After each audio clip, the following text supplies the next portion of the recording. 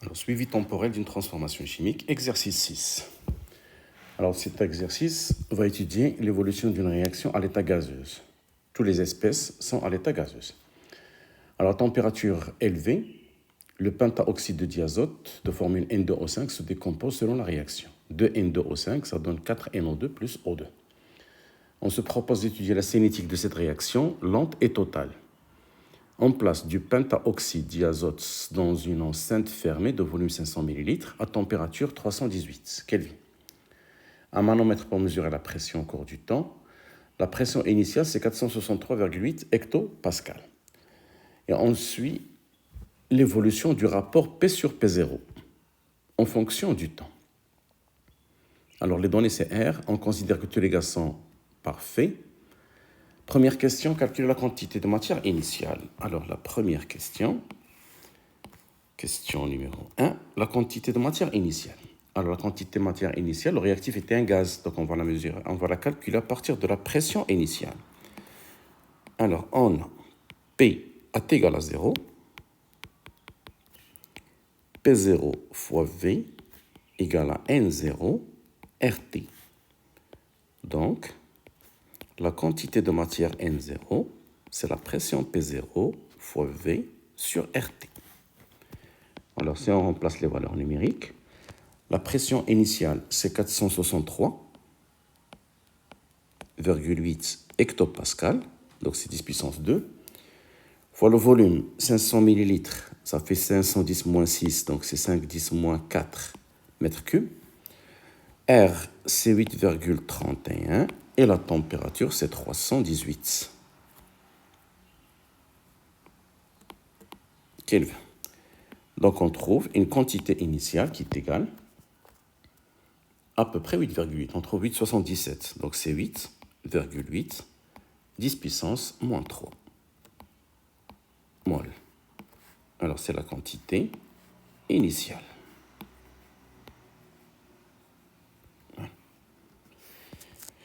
Deuxième question, le tableau d'avancement. Alors, deuxième question, le tableau d'avancement. Donc, on va écrire l'équation de la réaction et on va remplir ce tableau. Alors, la réaction, c'est la décomposition du N2O5. Donc, 2 fois N2O5, il donne 4NO2 plus O2. Alors, à l'instant initial, on avait une quantité N0, 0, 0 pour les produits. À un instant T, c'est N0 moins 2X. Les produits, c'est 4X et X. À l'instant T final, c'est N0 moins 2X final, qui est égal à X max, puisque la réaction est totale. 4X max et X max. C'est la question, de 1-2.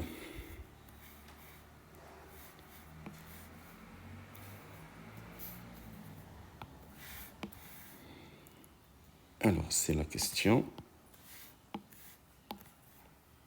1-1 et après la question 1-2. Alors, c'était 1-1. Maintenant, au tableau d'avancement, c'est la question 1-2. Alors, la question 1-3, on cherche l'avancement maximal.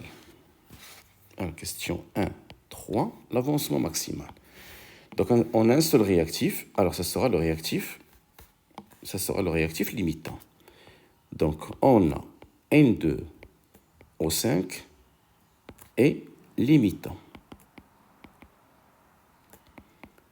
Donc, X max égale à N0 sur 2.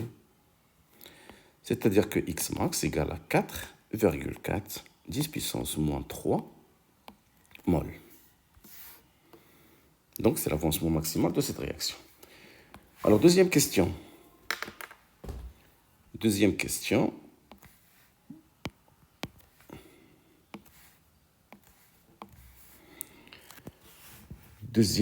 pour suivre l'évolution temporelle de la réaction, il a fallu trouver la relation entre P sur P0 et X. Alors, question 2.1.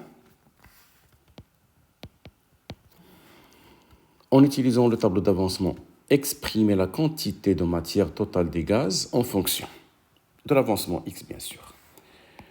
Alors, d'après le tableau, la quantité des gaz à chaque instant t. Alors, on a tous les espèces en des gaz. Donc, c'est la somme de la quantité à l'instant t de N2O5 plus la quantité formée de NO2 plus la quantité aussi formée de O2 à l'instant t toujours. Alors, la quantité restante de N2O5, c'est N0 moins 2x. La quantité formée de NO2, c'est 4x. Et la quantité formée de O2, c'est x. Alors, la quantité de gaz à chaque instant t, c'est N0 plus 3x. Moins 2x plus 4x plus x, ça fait 3x. Et c'est l'expression de la quantité de matière des gaz en fonction de x. Donc c'est N0 plus 3x à chaque instant t.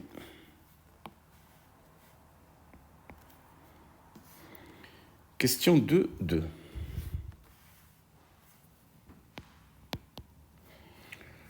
Question 2.2. En déduire le rapport de pression P sur P0 en fonction de x, bien sûr, en fonction de l'avancement x. Alors, on a à l'instant t la pression P fois le volume égale à N des gaz fois R fois T. Et à l'instant T0, P0 fois V égale à N0 fois RT.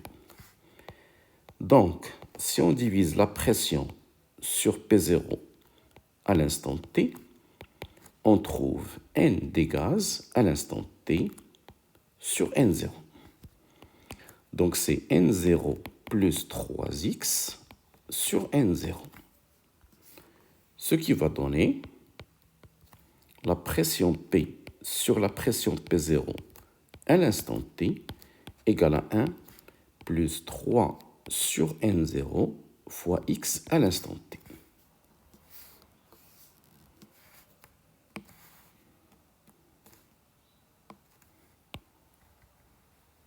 Voilà, c'est la relation entre le rapport de pression et l'avancement x à chaque instant T. Question 2.3.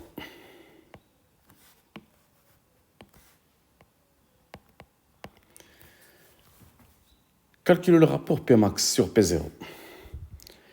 Alors, à l'instant T final, on peut remplacer P par Pmax et X par Xmax. Alors, AT final, Pmax sur P0 égale à 1 plus 3 sur N0 fois Xmax, qui est égal à 1 plus 3 sur N0, où le Xmax, on l'a déjà déterminé, c'est N0 sur 2. Donc, ça fait 1 plus 3 demi. Si on simplifie par N0, N0. Donc, la pression sur P, la pression maximale sur la pression initiale, est égale à 1 plus 3 demi, ça fait 5 demi. Donc, c'est 2,5. La question 3. Alors, troisième question. L'étude cinétique. Alors, trouver l'expression de la vitesse volumique de la réaction en fonction de N0, V et la dérivée de P sur P0. Alors, on commence toujours à partir de la relation qu'on a déjà déterminée. Alors, on a P sur P0 à l'instant T égale à 1 plus 3x sur N0. Donc, si je dérive P sur P0 par rapport au temps, égale à 3 sur N0 fois la dérivée de x sur dt. Ce qui va donner d de x sur dt égale à N0 sur 3 fois d de P sur P0 sur dt. Alors, la vitesse volumique égale à 1 sur le volume du gaz, parce que le milieu réactionnel est un gaz, fois N0 sur 3 fois la dérivée de P sur P0 sur dt. Et c'est l'expression de la vitesse instantanée en fonction du rapport de pression. Alors, c'était la question 3.1. Maintenant, la question 3.2. Question 3.2. Alors, il faut tout d'abord calculer la vitesse à l'instant t égale à 0. Donc, à t égale à 0.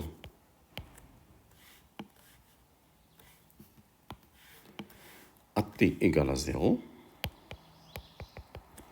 La vitesse V0 égale 1 sur le volume. Alors, le volume, on va le garder en litres. On a 500 millilitres, ça fait 0,5. Donc, c'est en litres. Alors, fois N0, c'est 8,810 moins 3 sur 3 fois la pente. Alors, le premier point qu'on va choisir, c'est 3 avec 30. Ou le deuxième point, c'est 1 avec 0. Et on trouve une vitesse qui est égale à 3,9 10 puissance moins 4 mol, litre moins 1, seconde moins 1. La question 3.3. Déterminer le temps de demi-réaction. Alors, pour la question 3.3, le temps de demi-réaction, c'est toujours la même définition, c'est l'instant où x n demi, x égale à x n demi qui est égal à x max sur 2. Donc l'avancement de la réaction prend la moitié de sa valeur finale. Donc pour déterminer cet instant, il faut calculer la pression P sur P0 à l'instant t n demi. Alors, on va utiliser la relation donnée aux questions précédentes. Alors, on a la pression sur la pression 0 à un instant t est égale à 1 plus 3x sur n0. Donc, la pression sur la pression initiale à l'instant t n demi égale à 1 plus 3x n demi sur n0, qui est égal à 1 plus 3 sur n0. X n demi, c'est x max sur 2. Et x max égale à n0 sur 2, avec x max égale à n0 sur 2. Donc, la pression P sur la pression P0 à l'instant n demi égale à 1 plus 3. Alors, si on remplace x max par n0 sur 2, on aura n0 sur 4, n0. Donc, ça fait 1 plus 3 quarts. C'est-à-dire, c'est 1,75. Et d'après la courbe, par projection, on trouve que Tn demi égale à 15 secondes.